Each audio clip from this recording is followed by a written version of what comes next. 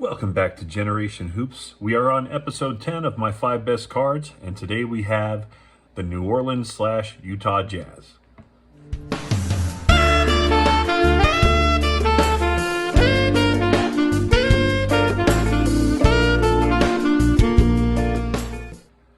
So as always, I have my honorable mention card, and there's a reason I'm doing this. So my honorable mention card is this Topps Beam Team from 1993.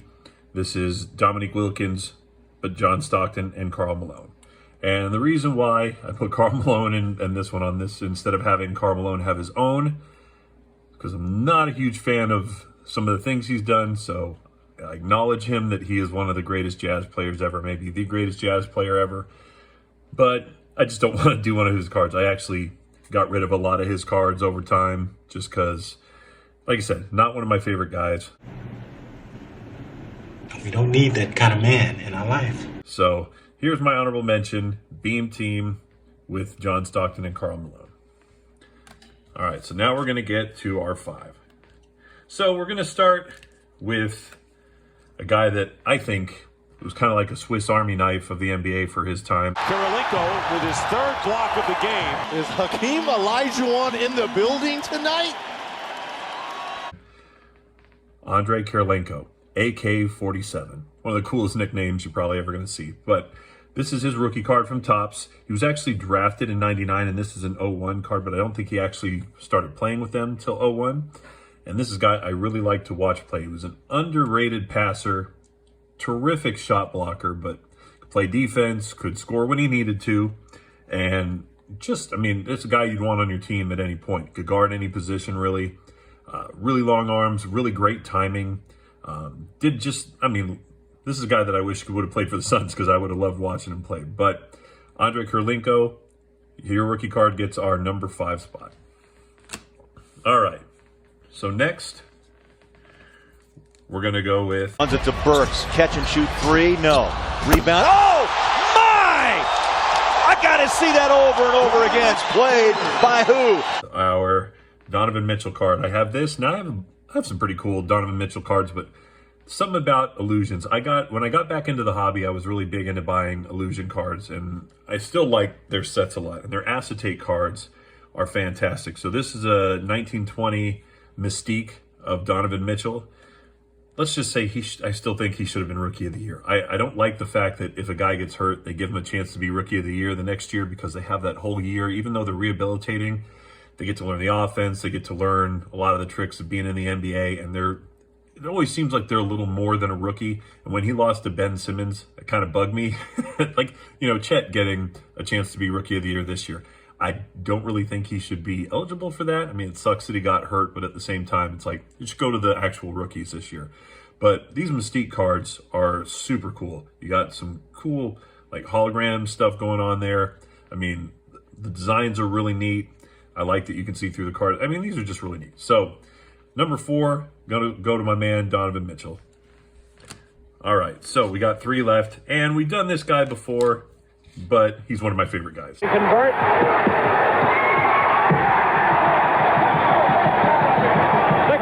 for Maravich, and a steal. Look at him fight for this ball. I love these old action pack cards. They're little, I would almost say, not really 3D, but, they're a little jumping off the page for you there. Kind of cool. And it's Pete Maravich because New Orleans Jazz, as far as they go, I mean, the guy was Pete Maravich. He was their best player.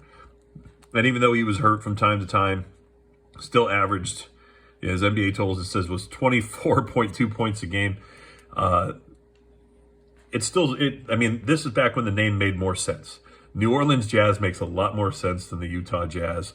And when I think of New Orleans Jazz, Pete Maravich is the guy that I think of. So, Pete, you're going to get our number 3 spot. Now, this guy could be number 1 or 2 on the list, but as far as his card goes, he's going to be our number 2.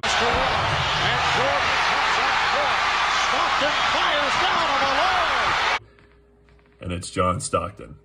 And there's a few different kinds. Like I said, this whole set, you have Jordan, you have like Alvin Robertson, I want to say Derek Coleman's in this set, and John Stockton. And I have a few. There's one that's an upright card that I have, but this one I think his assist card is one of the coolest things, and you can kind of see the hologram. Like, I used to live for getting these out of packs. These, I think, 91, 92 Upper Deck cards.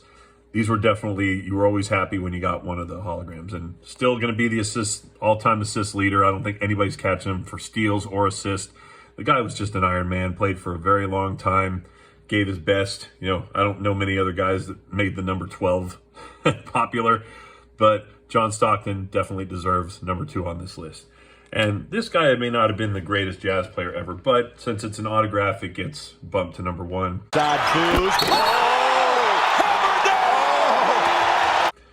I have my Carlos Boozer autograph card. Now, it is a sticker auto, but it's still pretty cool. This is probably like a $6 to $10 card. This one's from 2007 Topps.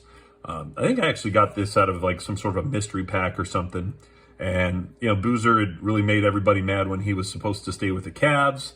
They had an offer for him. They got LeBron James. They thought they were going to pair both these two, I guess. And then he ended up taking the Utah Jazz deal instead. He's a Duke guy, so I'm not a big fan of Duke guys. But when you get autographs of at least, if it's a vet, if it's at least a notable vet, and he was for a short period of time, it's worth it. So you got your little authentic sticker here. And like I said, would it be cooler to have like a Stockton autograph or something like that? Yeah, but Boozer was a notable player for that time.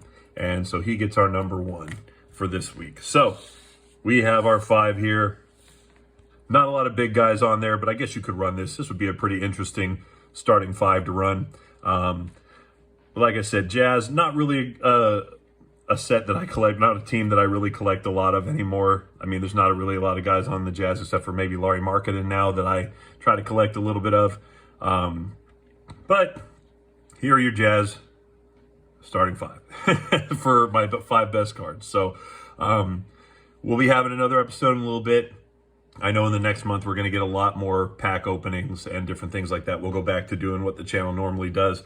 But being a teacher and having, you know, different things going on, and I'm coaching right now, I've been slacking on the videos a little bit. So hopefully this will, you know, this will fill the gaps in between when we actually have our pack openings, which again will be soon. So if you like to see, again, leave a like as always. Subscribe if you're interested and you want to see more. And we'll see you next time on Generation Hoops. You like that?